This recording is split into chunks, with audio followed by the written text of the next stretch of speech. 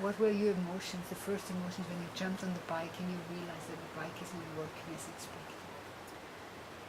My race on Saturday was a race with a lot of different emotions. The first emotions that I had was that I was pretty calm. Normally I'm really nervous, but I knew that I had a great preparation, that my swim would be better. I wasn't afraid at all. All the people said, well, you look so relaxed and you look so good. I felt great and went in the race, had, for me, an amazing swim, had a new experience to be leading a group almost the whole way. So I was smiling. I think the fish that saw me smiling under the water. I came out of the water, was 4 minutes faster, and I smiled all the way to my bike. And the smiling didn't stop until I did my first pedaling on the bike, and I heard some strange sounds, and the emotions of smiling and being really happy changed in a little unsure what's happening, will it go away? And I want to stay positive and just think that it would go away. That's my my thing, how to handle that. But yeah, it didn't go away, so my gear just didn't do the things that it should do.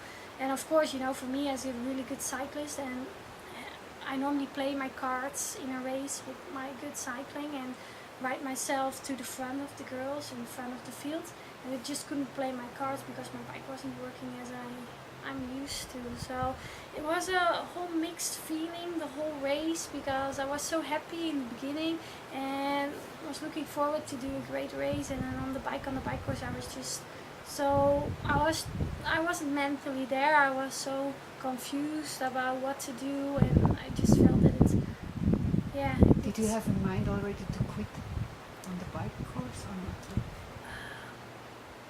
I was thinking about quitting a couple of times because I just wasn't able to make it any better. I only had the biggest gear that worked really smooth and went really well.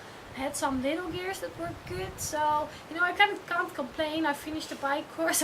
I had some gears, but for this course you need all the gears, and I'm pretty good cyclist, and I use all my gears, and I know exactly when I have to change my gears, and I never had problems in the last 10 years with a gear problem. So I thought about quitting a lot of times, and I just didn't came in the mood like I normally do. I couldn't concentrate on my breathing and nutrition and everything, and for a race like this with a woman field that good, you have to be the best you can, and you have to be 100%, and when you lose like 1% like I had with the gears, then it's already too much.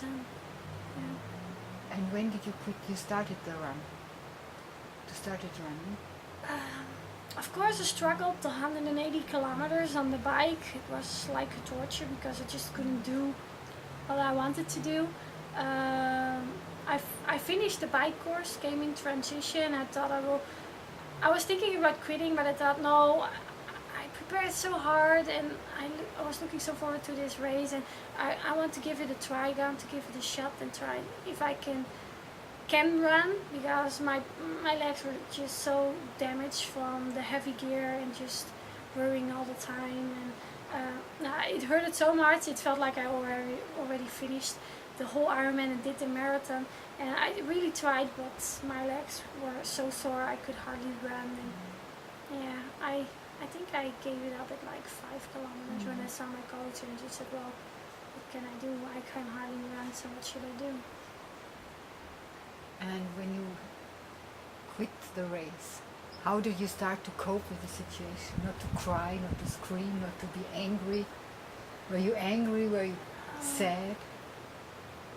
I think I was sad all the way on the bike, and the little part on the run as well. And when you make this decision to drop out, and it's a new experience for me. I'm not a person that drops out, so I don't have did not finishes behind my name, and it's just a really hard decision. And I was really disappointed, of course, because this isn't the race for sure that you want to drop out. So I sat on a stone, and my coach Mario talked to me.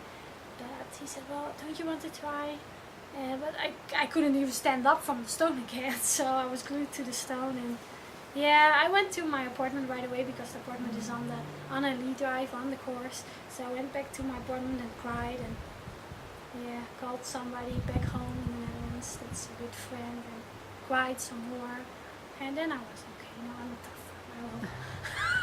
You learn stuff from things like this, and I have a long way to go, and I learned a lot from this, and for sure that I will invest a lot of hours with my bike to just get to know my bike, all the ins and outs, and that I can make the little adjustments when you have a problem like this. And yeah, it's a part of the sport, so maybe. Is it a problem for you not to have a result in this race, so you can have a baseline relating to your preparations, that the training was good, that everything was fine, or do you have doubts now why you miss this result, whether you have to adjust something in your training? I think after did not finishing such an important races here, a lot of people would have doubts about their form and if the preparation was okay, but I don't have that. I know it was a mechanical problem, and I know I improved my swim. I'm still a good biker, and I improved my run and just couldn't show it. And I'm not doubting myself or my preparation. It worked out pretty well last year, and I felt great, and it was just the whole mechanical thing. So, but for me, I think it's important to, you trained so hard for this, and you invested so much. It wouldn't be good for me to end the season like this, so that's why we will take another option and do another race, because I don't want to end this season just with it did not finish behind my name. It wouldn't. I would be restless, I think, and I couldn't enjoy my winter break, and that again is important for next year to have good races the next year. So I will do another race and hope to do well there, and then I have my rest and I can enjoy my. So it was good to have this commitment already for Mexico. Yeah, that's a good question. I don't know if it's good to have a plan B. That's a really good question. Maybe it isn't good, because I knew when I dropped out that I had a plan B, that I could go somewhere else. And maybe when you don't have a plan B, you really push yourself and go over the border. But at the other side, that's not good either, because maybe I'm not used to walking a marathon, so maybe you get injured, or I'm used to run a particular speed. When I would run like much slower, I don't know if it's good for my body as well. So yeah, it can go either way. That way it's positive or negative. I don't know, but for now I'm happy that I have a plan B.